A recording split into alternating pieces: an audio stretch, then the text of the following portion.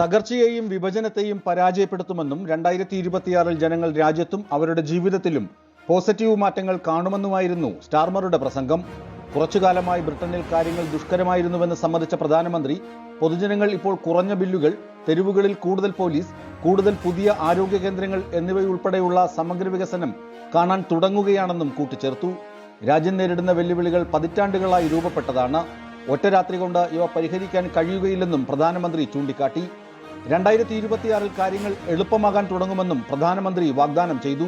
മരവിപ്പിച്ച rail നിരക്കുകൾ, കുറിപ്പടി നിരക്കുകൾ, ഇന്ധന തീരുവ, മിനിമം വേതനത്തിലുള്ള വർധനവ് എന്നിവ അദ്ദേഹം ചൂണ്ടിക്കാട്ടി.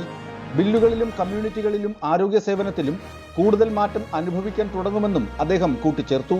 വികസനമൊരിടിപ്പ്, ഉയർന്ന നികുതികൾ, റെക്കോർഡ് തൊഴിലില്ലായ്മ എന്നിവ 2025-ൽ രാജ്യത്തെ പ്രതികൂലമായി ബാധിച്ചുവെന്ന് കൺസർവേറ്റീവ് നേതാവ് കെമി ബെഡനോക്ക് തന്റെ സ്വന്തം പുതുവത്സര സന്ദേശത്തിൽ പറഞ്ഞു.